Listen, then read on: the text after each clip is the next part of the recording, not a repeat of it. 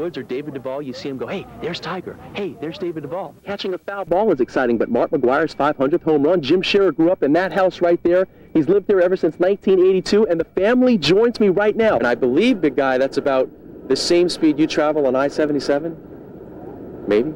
I'm just all jittery. I just talked to Arnold Palmer. Wouldn't you be? Did you see what Wade Boggs did last night? I did, and I'm not telling. Yeah. All right, you win. You got it. He got his 3,000th hit. Not only did he get the 3,000th hit, but he did it by hitting a home run. The first player to ever reach that milestone with a home run. That was only his second homer of the year. He becomes the 23rd player to reach that milestone. Just maybe every franchise should initiate talk of leaving town. The team always seems to play better. They've won 3 in a row, and they sting with the chance to take first place in the Eastern Conference with a win last night, taking on the New York Liberty. Watch the pass. Andrea Stinson behind the back like Curly Neal. Charlotte Smith with the bucket. Yeah, she's out of North Carolina, loving life and living large. Rhonda Mapp knows her geography. She's 18 feet away from the bucket, and she hits the jumper. The Liberty kept it close, but Charlotte held them off to win it 62-58 and take over first place in the East. Sampras is gone, and all of Andre Agassi's opponents are gone with the wind. It's his tournament to lose. Agassi could have beaten a large majority of us when he was this age, don't you think? Today's victim was Justin Gimelstob, who actually won a set from Agassi, but Agassi just too strong. He advances in 4 sets. He's won 31 of his last 35 matches. Jennifer Capriati's dad was in Flushing Meadows to see his daughter advance to the 4th round. Capriati wins in 3 sets over Natalie Toziat. Hey folks, the Charlotte Eagles have been getting their kicks lately, and a win tonight would have them headed into the national finals.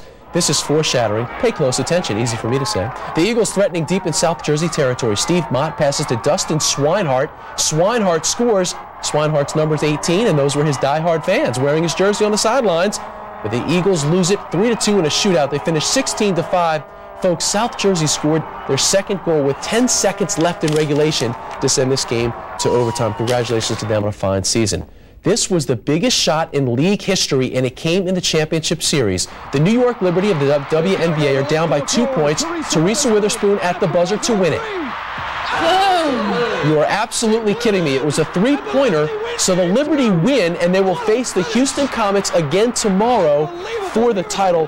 What fantastic highlights that is. I mean, you gotta love that. It's unbelievable, huh? That's unbelievable. Unbelievable. That is so they'll play tomorrow, and whoever wins tomorrow is the WNBA champ. They said women couldn't play basketball. Yeah, they can play. They can play. Thanks, Corey. Sure. Because if you can see closely, it's autographed by the big guy, and it's worth a lot of money. I'm keeping this with me, so come on out tonight. Big game. There is no pit road speed limit, so I can tell you I will be far away from pit road watching it in the media center. Back to you. In the big leagues tonight, some history in Milwaukee. Brewers and the Cubs, folks, this is amazing. Jim Abbott at the plate, the man born without a right hand, gets his first major league hit tonight. He also gets the RBI, and you better believe he got an ovation from the crowd. Let's talk racing at Lowe's Motor Speedway tonight. Week 1 of the Summer Shootout Series. As usual, a special match race tonight. It's Winston Cupler's Steve Park against Brett Bodine. Last lap, Bodine in second place makes his move, but ends up in the barrels. Park would go on to win. The Summer Shootout Series goes through mid-August at the Speedway. And Dan Marino is going to be passing for the Dolphins until he's 40 years old. He probably will be very good then as he is now. The Dolphins signed Marino to a contract extension today that's going to keep him in uniform to the 2001 season. It's worth $6.4 million, and it's probably worth it. He's already thrown for nearly 59,000 passing yards. That's only 3 or 4 more yards than I've thrown for. Anybody else, right? All of you fans deserve to be recognized for showing up to your favorite teams, but in this segment, you have to consider one guy above everyone else, even you out there, who you think you should have been fan of the night. It was this guy, 11-year-old Jordan Malone. He's the mascot for the West Meck Indians and has the chat down pat. Yes, he does. His sister's a cheerleader for the Indians, and although his chant didn't bring West Meck the win, he wins our Fan of the Week honors. Isn't it fun to see a great play? Well, our shooters searched all their video last night and came up with the play of the week. And here it is. We go to Independence High School against Crest. It's quarterback Chris Leak back to pass. He's throwing it to his receiver Mario Raley. It goes off the defender's hands into Raley's hands, and he scores the touchdown. And that is our play of the week. Ever wonder who cleans that dirty jersey? Meet Jackie Miles. Facilities are handle the whole equipment for the entire team, coaches, staff, players. He's the only equipment manager the Panthers have ever had, and the players rely on him to fix things and to do it quick. I can ask Jackie, man, my helmet's messed up and I need my helmet fixed. By the time I walk out on the field, everything's set. But don't consider him a coach in any sense of the word. I don't determine wins or losses. I just stage the show. Of all the responsibilities Jackie has, like putting helmets into their proper place, he has another responsibility to the players, and that is not to reveal their idiosyncrasies, because after all, he knows every single player's superstitions. There's one player that, I'm not going to name his name, of course, but one player refuses to wear white screw-in cleats. He has to have black and doesn't care what size as long as they're black instead of white. And he has the right attitude about his job, even if he does have to sort those jerseys after the game. When you've got a good equipment manager, and Jackie is one of the best, if not the best, you know he's always going to be there, loving every minute of it. Every Sunday in the middle of the game, I just can't believe I get paid to do this for a living. In Charlotte, with the best equipment manager in team history, Corey Kessler, Channel 9 Sports.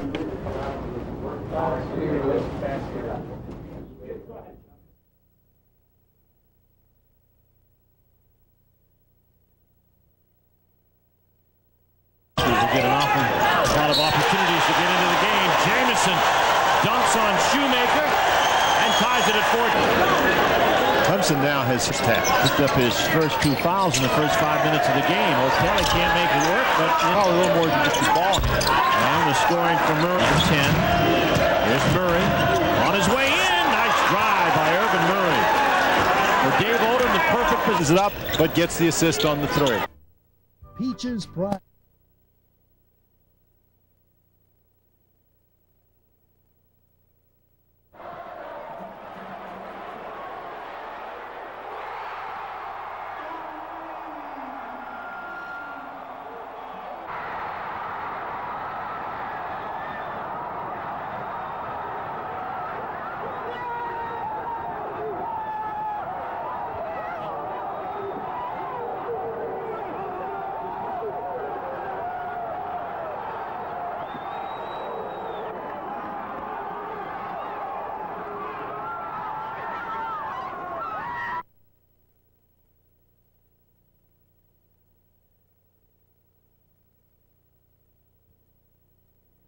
Well, Steve, against Cleveland.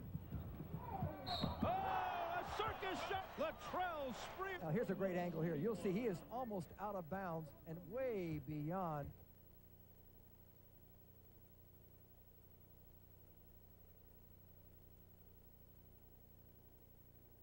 An Oscar winner, James.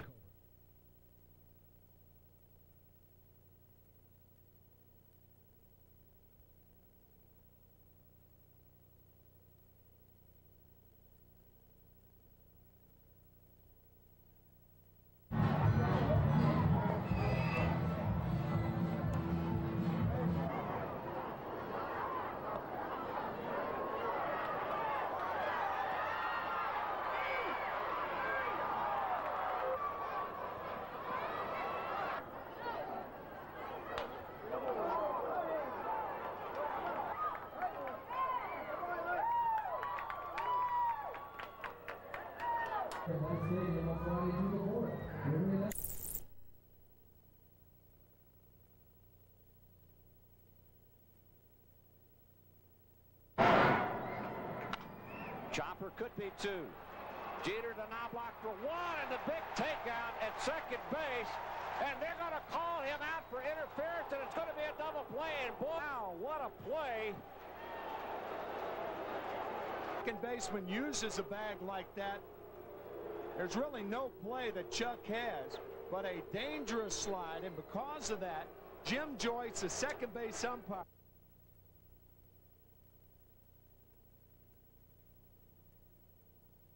Share the lead with Eric Booker. So Flesh gets to 15. It's a little bit to his right.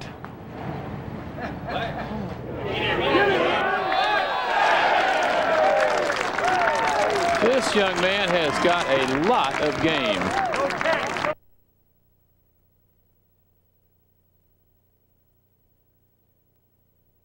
With the upset stomach. He's thrown a lot of change-ups in the last 2 innings. Here's the 2-0. in the air, center field and deep. Long run for Andrew Jones. Still going, still going. It's gone. 3-run homer for John Vanderwall. And the San Diego...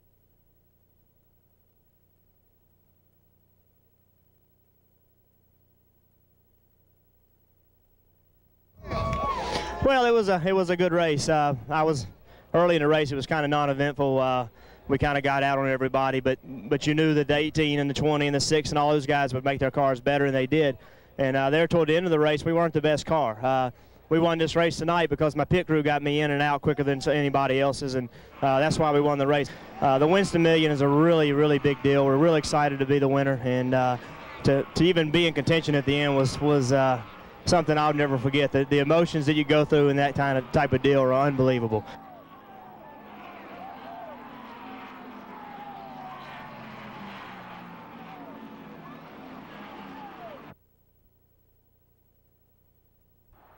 We're down to 5. Jackson down to 3. The one-hander. The tip is gone. With 5 tenths of a Dale Davis with the tip. And a timeout called by Milwaukee. Dale Davis with the tip. And a timeout called by Milwaukee.